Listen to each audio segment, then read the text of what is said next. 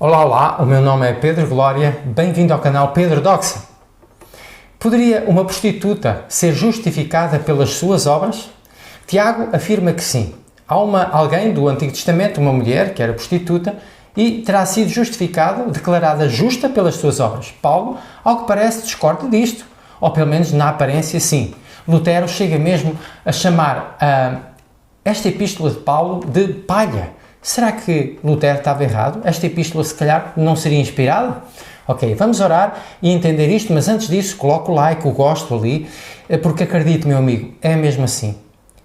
Ao colocar o like, o algoritmo do YouTube vai levar a mais pessoas e também ao se inscrever no canal e ao colocar todas as notificações, da mesma forma, chegaremos a mais pessoas, chegaremos mais longe, tá bom? Então vamos começar por orar, como é habitual, e depois abrimos o texto da Bíblia.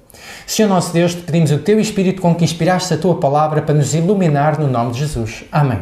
Muito bem. Então Tiago, capítulo 2, e o verso 25 e 26 diz assim: de igual modo, não foi também justificada por obras a meretriz Raabe, quando acolheu os emissários e os fez partir por outro caminho? Porque assim como o corpo sem espírito é morto, assim também a fé sem as obras é morta. Então, o apóstolo Paulo, aqui, a Tiago, aliás, o que ele está a dizer é assim: olha, o pneuma, que corresponde, em grego, corresponde ao ruach, em hebraico, no Antigo Testamento, com que Deus soprou no homem, antes de ele ser criado, ele soprou, fez o boneco de barro, soprou nas suas narinas e ele passou a ser uma alma vivente, ele soprou o ruach. E então, agora sim, tem vida. Da mesma forma, a fé sem as obras é morta. Da mesma forma, ok? Então é interessante este pensamento do apóstolo Paulo. A fé sem as obras é morta. Ok, até aqui parece tudo bem, mas porquê é que Paulo parece falar algo diferente daquilo que Tiago fala? Muito bem, nós vamos hoje responder a esta questão com a ajuda do Espírito Santo, com a ajuda de Deus e com a sabedoria do Senhor, iremos dar resposta a esta questão.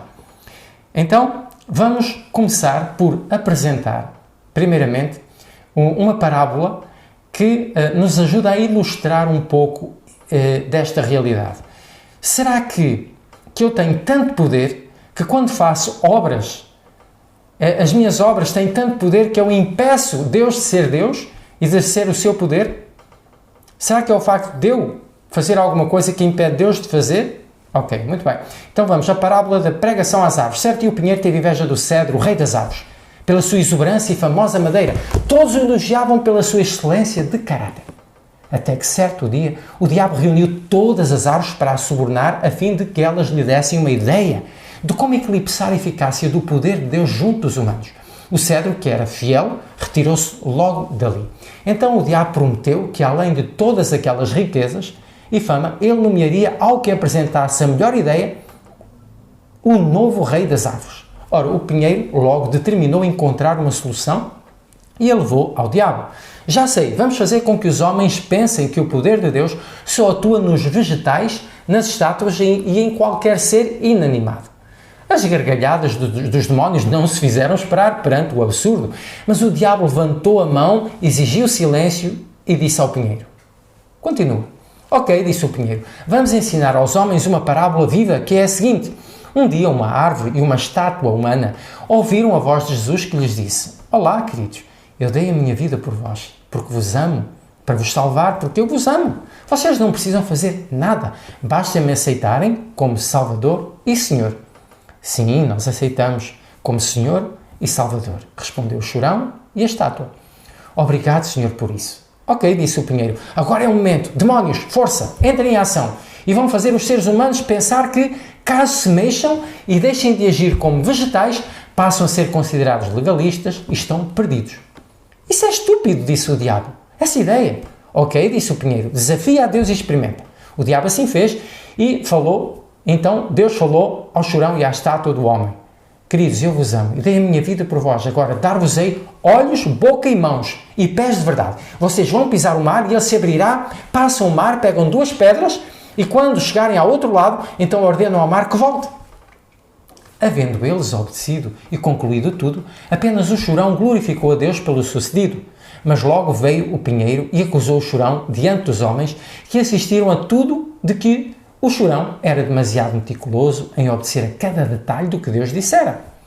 também o acusou de ser legalista e acreditar na salvação pelas obras, uma vez que deixara de ser um ser inanimado e passou a agir como um ser animado. O chorão defendeu-se, dizendo que o mesmo que os havia justificado e salvo antes pelos merecimentos de Cristo e pela graça, foram o mesmo que lhes dera mãos e pés para agirem em obediência às suas ordens. Fora ele que abriu o mar e o manteve aberto e depois o fechou. O mérito é só e apenas dele, disse o Pinheiro. O chorão, aliás. Mas logo o chorão foi acusado de pertencer a uma seita fundamentalista e perigosa e os líderes das religiões passaram a envidar esforços para manter os membros das suas denominações nos seus aquários das suas igrejas, bem longe do chorão e seus adeptos. Satanás, que havia tremido de medo que não desse certo agora exuberante, nomeou o Pinheiro o rei das árvores e se alegrou com satânica ironia, juntamente com os seus demónios. Mas certo dia, um clarão iluminou o mundo e o mundo foi iluminado com a glória de Deus. E o chorão e os seus adeptos, cheios do Espírito Santo, exaltaram tanto a cruz e o amor de Deus que todos os homens compreenderam que, afinal, precisavam de obedecer, sim, a toda a palavra que sai da boca de Deus, não por legalismo, mas simplesmente porque o mesmo que os salvara quando ainda eram estátuas escravizadas é o mesmo que atua agora, lhes dando mãos, pés e a possibilidade de agir em obediência a Deus e aos seus mandamentos. Afinal, entenderam que era Deus quem operava neles o querer e o efetuar, segundo o seu beneplácito. Logo, eram justificados pela fé na graça de Deus que os salvara antes e justificados pelas obras que neles foram operadas em santificação. Obras essas de Cristo neles e não as suas obras, para que o homem se não possa gloriar. Logo, o mérito e a honra foi todo dado a Cristo e os homens perceberam que não precisavam de ser árvores inanimadas para serem salvos, pois as suas ações, pensamentos e palavras recebidos pela graça e no poder de Deus não poderiam impedir o próprio Deus de ser Deus e de agir nas ações dos homens, pois eles apenas agem porque não são árvores, mas seres animados. Mas, apesar da luz abundante no mundo, nem todos aceitam a luz e Jesus regressa à terra com todos os seus santos anjos e coloca o chorão e seus adeptos à sua direita, mas o Pinheiro e seus adeptos à esquerda. E exclama ao chorão e aos seus adeptos: venham benditos do meu Pai, possuir por herança o reino que vos está preparado desde a fundação do mundo, porque tive fome e me destes de comer, tive sede e me deste de beber, estava na prisão e doente e me visitaste. Mas, Senhor, quando fizemos isso? Nós nunca te vimos com fome, com sede, na prisão e te visitamos. Quando fizemos isso? E o Senhor lhe responderá: quando o fizestes a um destes pequeninos irmãos, a mim mesmo o fizestes. Mas então dirá ao Pinheiro e aos seus adeptos: afastai-vos porque eu não vos conheço. Ó Senhor, mas nós fizemos tantas maravilhas em teu nome, não vos conheço.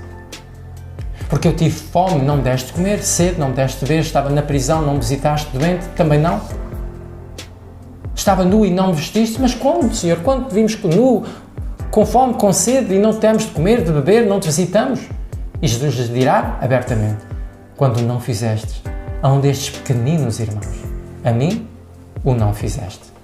Apartai-vos de mim para o lago de fogo e enxofre, que estava preparado para o diabo e os seus anjos, mas infelizmente vós tereis que ir para lá.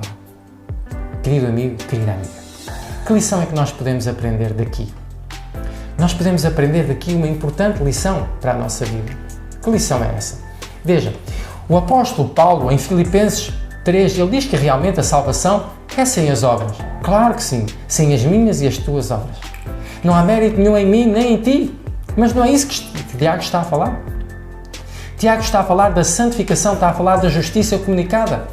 Existe a justiça imputada que quando eu e tu aceitamos a Jesus como Senhor e Salvador, nós somos declarados justos, mesmo sem ser justos, por causa daquilo que Cristo fez, por amor de mim e de ti e dos nossos familiares. Não é isto fantástico, extraordinário? Eu e tu podemos ser declarados justos, sem pecado, como se nunca tivéssemos pecado. Que coisa incrível, que coisa fantástica.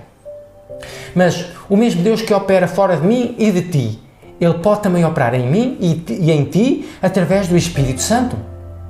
Ele nos dá a justiça comunicada e através desta justiça comunicada, a partir de agora, eu e tu podemos, com a ação do Espírito Santo, passamos a ter duas naturezas, a natureza pecaminosa, mas também tornamos-nos participantes da natureza divina através da ação do Espírito Santo, e agora o Espírito Santo atua em nós o querer e o efetuar segundo o seu beneplácito, e passamos a obedecer a Deus por amor e pelo seu poder. Sem o seu poder, sem a sua graça, sem as mãos que Ele nos deu, sem os pés que nos deu e sem o poder sobrenatural para resistir ao poder das trevas, nós não iríamos querer servi-lo, não iríamos querer segui-lo. Mas agora o querer está em nós porque Ele o põe, e também o efetuar, porque tudo depende dEle e do seu poder e da sua graça. Não é isto fantástico? Sem a santificação ninguém verá o céu. Então, no primeiro caso, a justiça imputada, portanto, dá-nos o passaporte para o céu, por assim dizer. No segundo caso, é a nossa adaptação para o céu. Mas, ao receber a justiça comunicada, nós não deixamos de precisar da imputada, porque nós somos pecadores e vamos muitas vezes ter que chorar aos pés de Cristo, como diz Ellen White. Muitas vezes temos que chorar aos pés de Cristo e confessar os nossos pecados até que Ele venha nos buscar. Ok, meu amigo? E por isso é que o apóstolo Paulo diz isso. É Ele quem opera em vós o querer e o efetuar. Então a obra é dele. Não somos salvos pelas nossas obras, nem os méritos, não há méritos nas minhas e nas tuas obras, mas nas que Cristo faz em mim e em ti, através da sua ação e não da nossa. As obras dele têm mérito, as minhas e as tuas, não. E porquê? Porque, como diz o apóstolo Paulo, nós teríamos que guardar toda a lei desde que nascemos até à vinda de Cristo, mas não é possível isso. Ele disse isto ironicamente, porque nem eu, nem tu, nem ninguém pode viver sem pecar a sua vida. Porquê? Porque somos pecadores. Ok? E foi por isso que Jesus deu a sua vida por mim e por ti, com tanto amor. Ok? Mas Paulo também diz em Romanos, o capítulo 2 e o verso 13, porque os simples ouvidores da lei não serão declarados justos diante de Deus, mas serão declarados justos os que praticam a lei. Estes é que serão declarados justos. Então, o passaporte, nós, portanto, somos declarados, a justiça nos é imputada, mas Paulo está a dizer que, mesmo assim, claro, que é necessário a justiça comunicada. Ok? Então, se eu não aceito a justiça comunicada de Deus, eu estou a aceitar o pacote incompleto. Estou apenas a aceitar uma parte da graça de Deus. Não pode ser. Eu tenho que aceitar o pacote completo. Não só a justificação, mas também, não só a justiça imputada, mas também a justiça comunicada, ou seja, a santificação. Ok? Então, claramente o termo é dikaios. Dikaios. Quer em Tiago, quer em Paulo, o termo é declarado justo. Então, ali diz que ela foi declarada justa pelas suas obras? Não. O ser humano não produz boas obras. Mas o Espírito Santo operando nela são as obras de Deus, do Espírito Santo, as obras da divindade, não as minhas e as tuas. Essas não nos podem dar mérito algum, ok? Os méritos estão somente em Cristo. Ele é que deve ser exaltado e o mérito é completamente dele, ok? De qualquer das formas, é importante termos em mente que se eu aceitar a justiça imputada e não aceitar a justiça comunicada, então eu estou a rejeitar a graça de Deus, ok? Mas ao aceitar a comunicada, tenho que continuar a perceber que preciso sempre da justiça que me é imputada, sem que eu mereça coisa alguma, ok? Mas o termo, em ambos os casos, é dikaio, então, declarado justo, está certo? Muito bem, querido amigo, querida amiga, eu espero que tenha ficado entendido esta questão. Não é o facto de eu e você sermos seres animados. Então, se eu estiver aqui e Cristo me salvar e eu ficar assim, parado, ok, aí é salvação pela graça. Agora, quando uso as mãos que Deus me deu, os pés que Deus me deu e passo a agir com a ação do Espírito, com o poder de Deus na minha vida, são as obras dele, não são as minhas, então aí eu passo a ser um legalista? Não. Eu e tu podemos fazer boas obras. Um dia eu vi uma mulher a bater na porta do carro da outra, quase que andavam à pancadaria as duas, e uma dizia para a outra, qual é o teu problema? Claro, eu não vou dizer assim, de forma ignorante para você qual é o seu problema, mas qual é o meu problema e qual é o seu problema com as obras e com a lei? Não tem que haver problema nenhum. É o mesmo que nos salvou com tanto amor, com tanto carinho na cruz, que dá a mim e a si a capacidade de obedecer à sua lei, de fazer as boas obras. Lembre sempre que nós seremos salvos, não é? Pela graça, mas seremos julgados pelas obras, ok? No final do juízo será de acordo com as suas obras, a Bíblia é muito clara nesse aspecto. Mas, sem dúvida, somos salvos e justificados, declarados justos, por aquilo que Jesus fez na cruz e por aquilo que Ele faz na minha e na sua vida, Tá bom? Se Ele não faz nada na minha vida e na sua vida, é porque eu só aproveitei uma parte da graça de acordo com as minhas conveniências e aí, meu amigo, aí não posso esperar a salvação, porque não aceitei o pacote completo. Queridos amigos, na verdade, se não fosse aquilo que Jesus fez na cruz, estávamos perdidos. Jesus, Ele aqui na terra, não só foi abandonado pelo Pai. O Pai não o abandonou, estava junto dele na cruz. Mas Ele não podia sentir a presença do Pai pelo peso dos meus e dos teus pecados. Ele mal sentia a dor física por causa da angústia da separação do Pai e do pecado que lhe era tão ofensivo. Mas é isso que o pecado faz, separação entre mim, entre nós e Deus. Mas foi por isso que Jesus deu a sua vida, para que eu e tu pudéssemos ter acesso novamente ao Pai. Mas Ele se tornou maldição por mim e por ti. Ele se tornou maldição. Ele carregou os meus e os teus pecados e daqueles que nós amamos e todo o mundo. E o seu sofrimento foi tão grande que o salmista ecoou lá 1000 anos antes de ele vir à terra o seu sentimento, que foi o seguinte: afrontas quebrantaram-me o coração.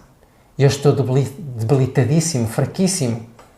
Esperei por alguém que tivesse compaixão, mas não houve nenhum. E por consoladores, mas não os achei. Deram-me a beber vinagre, não é? E fel. O texto depois continua lá, o Salmo, não é? Salmo 69, o verso 20. Na minha agonia, na minha angústia, me deram a beber vinagre, não é? Então nós vemos aqui a angústia, o sofrimento não só de sofrer a ingratidão dos seres humanos, a falta de amor, aquele que tanto amou, não é? A falta de amor, de gratidão do ser humano, mas também o abandono do Pai, o sentimento que o Pai estava longe. Jesus chegou a pensar que talvez não pudesse nunca mais viver para poder salvar o homem. Tal foi o amor com que Ele nos amou. Querido amigo, querida amiga, Jesus fez isto por mim e por ti. Fez isto pelos meus e pelos teus familiares. Então, cumpre agora a mim tomar uma decisão e a ti também. Decidir realmente aproveitar a graça, a justiça imputada, mas também a justiça comunicada. E vamos agir como aquilo que nós somos. Não somos árvores, não somos estátuas. Vamos fazer boas obras, vamos obedecer à lei para a honra e glória de Deus, com gratidão a Ele, e não nos preocupemos, porque o facto de sermos seres animados e não inanimados não nos torna legalistas, tá bom? Então, que eu e tu possamos decidir agradar mais a Deus do que aos homens. Não viver para agradar o meu pastor, o meu padre, o meu guru. Não viver para agradar o meu líder religioso. Não viver para agradar pai, mãe, os meus irmãos de fé. Não. Não. O meu público-alvo é justamente isso. É justamente esse. Pessoas que querem ter um pensamento independente e querem viver para agradar mais a Deus do que aos homens. Ok? Então, que a minha decisão e a tua possam ser: eu e a minha casa serviremos ao Senhor. Tá bom? Então eu vou deixar aqui também no link da descrição algumas questões muito interessantes que nós falamos num outro vídeo, não é? Será que aquela mulher, será que Deus pôde aprovar a mentira de Raabe? Será que Deus aprova a mentira? Será que Deus precisava da mentira de uma mulher prostituta, não é? Para poder proteger dois servos seus? Pois bem, aí no lado direito, a seguir, vai ter um quadradinho, vai poder clicar ali e ver esse tema também. E no link da descrição também tem ali o mesmo assunto, tá bom? Desejo que Deus o abençoe muito grande a ti, a si, à sua família, a todos aqueles a quem ama, e neste momento eu gostaria de orar consigo, gostaria de orar por você. E se quiser, deixe também nos comentários, deixe ali um pedido de oração e eu estarei a orar por si, tá bom? Então, deixe o like, inscreva-se, é muito importante, nós queremos chegar mais longe, a mais pessoas. Então contigo, meu amigo, será mais fácil. Sozinho não posso, mas com a tua ajuda, com certeza juntos vamos conseguir fazer mais e melhor. Vamos dar esta mensagem a mais pessoas, tá bom? Vamos orar? Senhor nosso Deus, abençoe este teu filho, esta tua filha, ajuda-nos realmente, Senhor, a compreender a importância de sermos declarados justos pelos méritos de Cristo e também sermos santificados pelos mesmos méritos de Jesus. Estarmos a aguardar a vinda de Jesus e naquele momento o Senhor nos perguntar, não é? Nos dizer quando aquilo que disse realmente aqui ao chorão, que assim Ele possa estar a dizer a mim, aos meus familiares e a este teu filho, esta tua filha e aos seus familiares.